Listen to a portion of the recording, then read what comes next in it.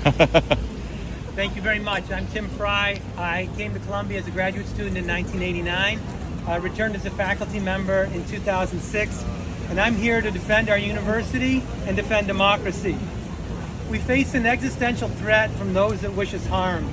The forces attacking higher education have exploited our challenges and put our university at risk. But this is not just about Columbia, Penn, and Harvard. Universities in red states, too, have faced great challenges to their teaching and research. I've seen this playbook before. For 30 years, I've studied autocracy around the globe and seen how leaders in Hungary, Turkey, and China have targeted higher education. For 10 years, I ran a research center in Moscow that was ultimately closed down on political grounds. I saw my Russian colleagues have to flee the country in fear of political persecution. Now, let's take a step back and ask ourselves, why do autocrats fear higher education? Why are they so hostile to the free expression of ideas? Well, universities are threatening to autocrats because we teach independent and critical thinking, because we train our students to scrutinize evidence and demand rigor, and because we teach students to be skeptical of authority, especially our own authority. If anyone thinks that we can brainwash Columbia students, they've never met a Columbia student. I see this every day at Columbia in the difficult discussions that take place in the classroom and office hours and seminars.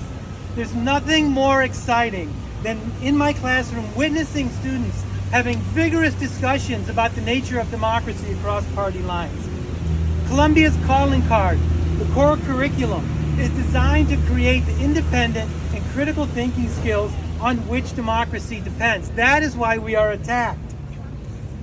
Now, universities may be the target, but the losers will not just be in New York City and Cambridge.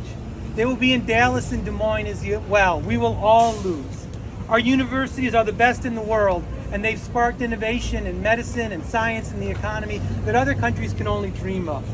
Every day, Columbia researchers are making breakthroughs in how to reduce poverty, to battle disease, and to promote peace. Now, Columbia traditionally educates more military veterans than all the Ivies combined. We provide generous financial aid so that students of lesser means can study here for free.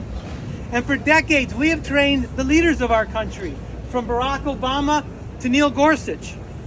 The assault on higher education erodes our country's greatest asset, our human capital, and benefits only those who seek us harm. While China invests in science and research, we are defunding it. So what is to be done? Well, autocrats want to create an image of invincibility. They want to convince us that we are helpless, that they are on the right side of history. But that's wrong. That's just a mirage. They are weak strongmen. For too long, we have been silent in the face of mischaracterizations of who we are and what we do.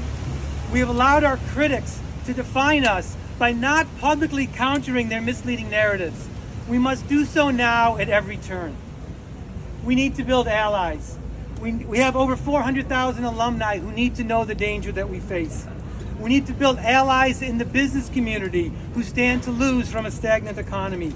We need support from our peer institutions and from universities in red and blue states alike. Our fight is their fight. We need to pull together on our campus, despite our disagreements. We're academics, we disagree. We are a great but imperfect institution. In seeking to balance free speech and individual security, we have not always lived up to our ideals. We have to admit that. We need to continue to strengthen the institutions that govern us. We must find ways to ensure that every student on campus feels safe and secure, but also free to express their political point of view. And that's really hard, but that's the job. We welcome help from those who have our best interests at heart and reject the agenda of those who seek to use our institution for their own political purposes. Last and most important, don't be afraid. We need to remember that we are attacked not because we are weak, but because we are strong. Thank you very much.